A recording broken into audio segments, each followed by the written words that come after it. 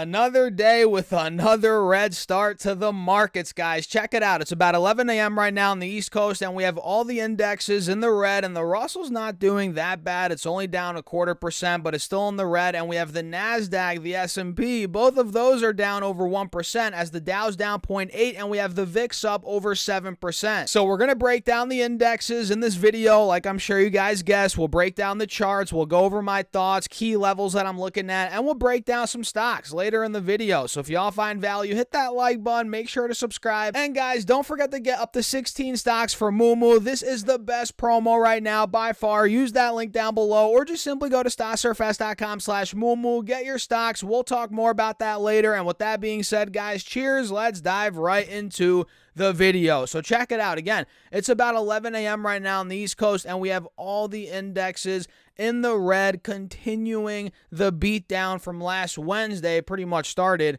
on Wednesday. Actually, no, it didn't. That's not true. The sell-off started before that, but it accelerated on Wednesday. You guys can see on SPY here, we hit roughly 443 on Wednesday, right around the FOMC meeting, the statement, the press conference, right? And since that point, well, we're down almost $20 on SPY. We hit 443, and now we're at what? 427. We hit 426.90 earlier. So we are down about almost 4% in just the past couple of trading days. And like I said, we were selling off into the FOMC statement. SPY was at 451, and it was at roughly 444 in the before the statement. So it was already down 1.5% now, meaning this is down 5% from the recent high. So yes, this is selling off, and the selling is accelerating. If you guys didn't know, I'm sure all of you guys knew that. And don't worry, guys, we'll break down the longer time frames here in a second. First, let me show you Triple Q on the 5-day or the 10-day, whatever time frame this is. This is now down from 378 to 355, so this is down over 20 bucks, down 6% from, it looks like, the middle of this month. We're talking just 10, 11 days ago. We're down 6%. So markets have definitely taken a beating. You guys know that for sure. And now on Triple Q, if I pull up this, let's say the 20-day chart, are we starting to break under this support yet? Let me show you this.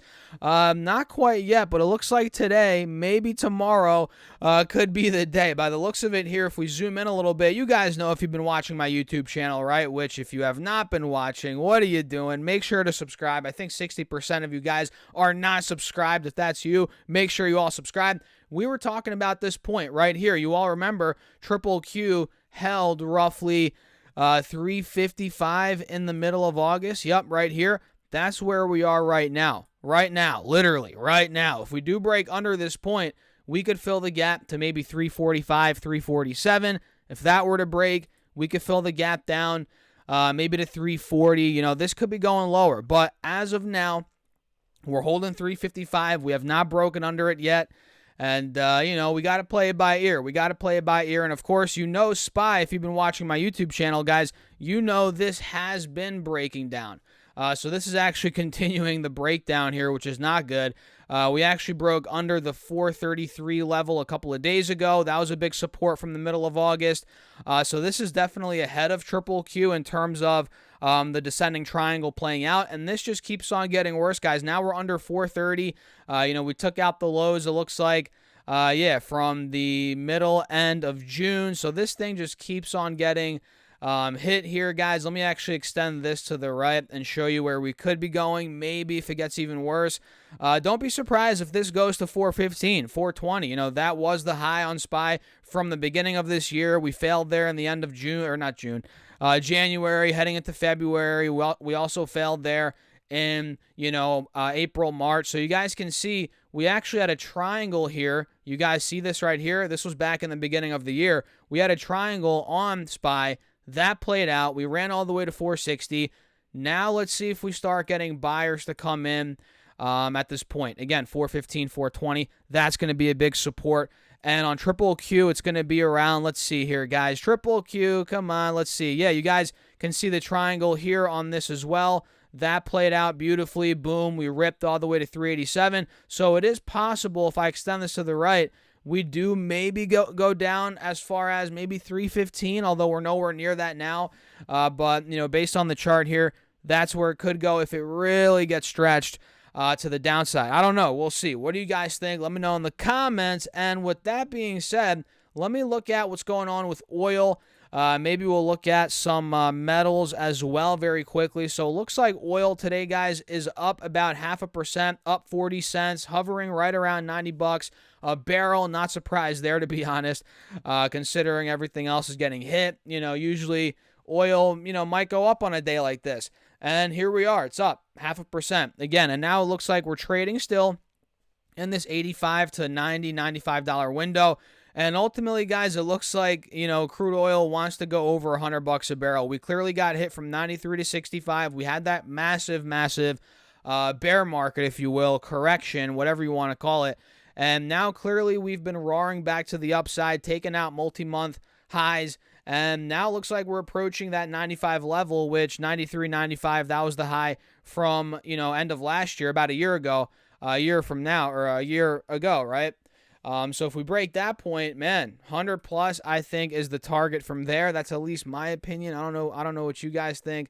But the 3-year chart on oil looks pretty bullish as well. So what do you guys think? Let me know in the comments. And don't forget to get up to 16 stocks for Moomoo, guys. Very important. If you guys like free stocks, that is. Use that link down below or just go to stocksurfs.com/Moomoo. Simply open up your account and fund it with your initial $100 deposit. Once you guys do that, you get 5 stocks right off the bat. And if you fund your account at least $1,000, you get 10 more stocks, totaling 15 stocks. And guys, each of those could be valued up to $2,000. And if that's not enough, you want some more stocks, fund your account at least $5,000 on top of those 15 stocks. You also get a free share of either Tesla stock or Google stock, which makes this promo a no-brainer. So guys, what are you waiting for? Get on it. Use that link down below. And of course, full disclosure, that is an affiliate link. It helps out the channel. And with that being said, guys, cheers. Let's dive into the second half, or the end of the video here, which is the stock breakdown portion, which, as you all probably could imagine,